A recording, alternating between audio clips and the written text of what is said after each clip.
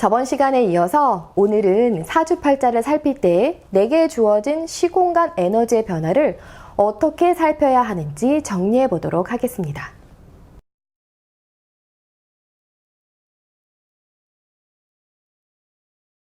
반드시 이해하고 넘어갈 부분이 있습니다. 이 신유는 가을에 얻어진 시종자입니다. 그 상태로는 그냥 금기일 뿐이죠. 만약 여기에 화기를 가하면 어떻게 될까요? 신유가 뜨거워집니다. 따라서 이 신유는 두 가지 방향으로 갈 수 있는데 하나는 수기를 향하고 다른 하나는 목기를 향하여 가는 겁니다. 그럼 예문을 하나 볼까요? 이 구조는 정화가 신유의 열기를 가합니다. 그럼 이 신유는 수기나 목기로 가려고 하는데요. 그런데 수기가 없으니 오로지 목기만을 향하여 갑니다.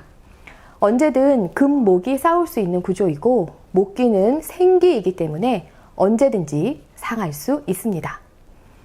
이 구조는 염석산 구조였죠. 이 구조는 정화가 은근히 이 신유를 자극하면 개수와 해수로 풀어지기에 신유의 살기를 적절하게 해소합니다. 양자간 생극론에 심각한 논리의 문제가 있음이 느껴지시나요? 오늘은 이것만 이해해도 엄청나게 중요한 인식의 전환이 이루어진 겁니다.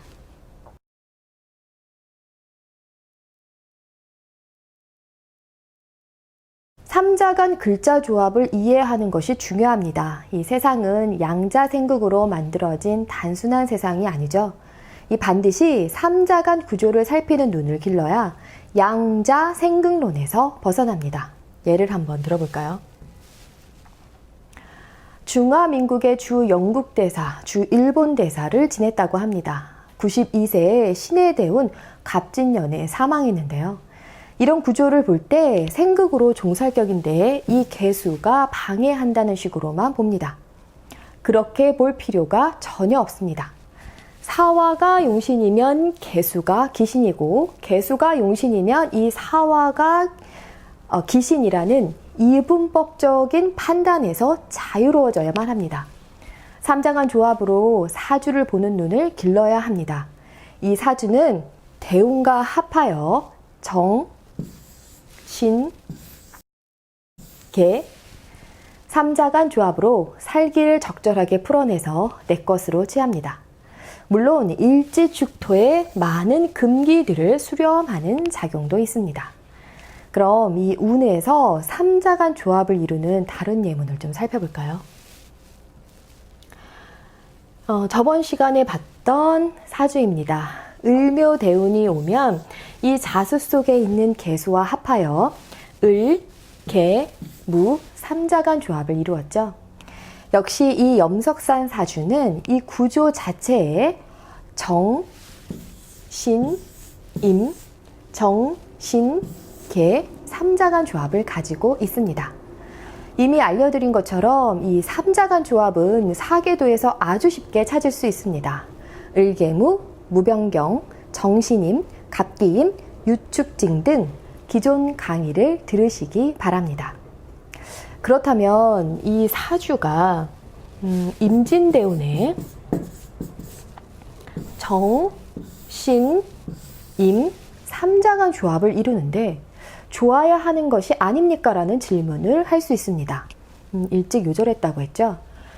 이런 사주를 통하여 하지만 원국에 있을 때와 없을 때의 차이점을 느껴야 합니다. 자세한 것은 따로 다루도록 하겠습니다.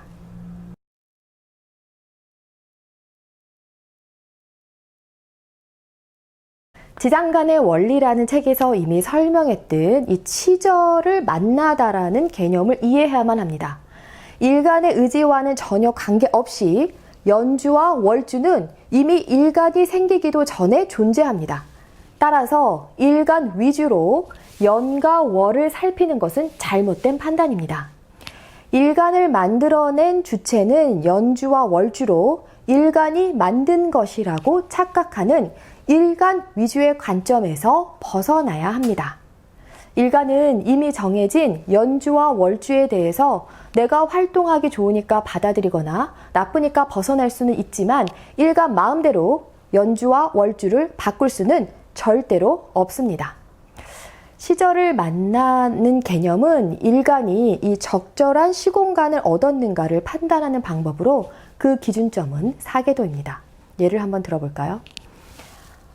전에 살펴보았던 벼슬이 군수에까지 올랐다는 사주입니다. 이 병화는 여름에 활용하는 에너지인데 운의 흐름이 목화로 흐르니 적절하게 자신의 에너지를 활용합니다. 또 아까 보았던 주 영국 대사, 주 일본 대사를 지냈다는 사주였죠. 을목일간이 이렇게 여름과 봄을 만나 좌우 확산하는 에너지를 적극적으로 활용합니다. 자, 마지막으로 이 염석산 사주도 을목일간이죠. 을목일간이 화목운을 만나서 좌우로 확산하는 에너지를 적극적으로 활용합니다.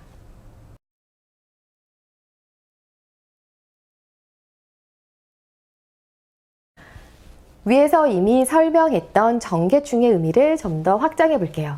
이 중력과 청력은 지구 자연을 운용하는 핵심 에너지입니다. 중력으로 재물을 만들고 이 청력으로 정신세계를 추구합니다. 사주팔자에서 정계충이 상징하는 의미는 중력과 청력을 조절한다는 뜻이죠. 충의 근본 개념은 서로 멀어지는 기운이지만 개수의 발산 에너지와 이 정화의 수렴 에너지가 충하면 서로의 에너지를 섞으면서 밀고 당기면서 조정하여 균형을 맞춥니다. 이런 이유로 정계충은 타협, 조정, 균형을 맞추다, 두뇌가 총명하다라는 의미죠. 자오충이 연지와 월지에 있을 때도 눈치가 빠르고 총명한 이유와 동일합니다. 정계충의 직업으로는 법조계, 측량 등으로 이 땅의 균형을 맞추는 직업, 예술 등입니다.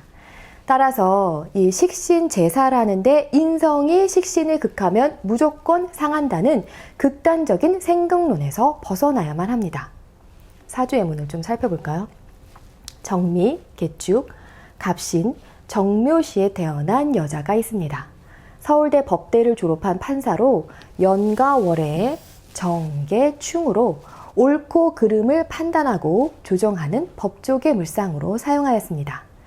자, 그럼 하나를 더 볼까요? 개축, 정사, 신유, 경자시에 태어난 남자가 있습니다. 갑신년 2004년에 사시에 합격했습니다. 연과 월에 역시 정계충이 있네요.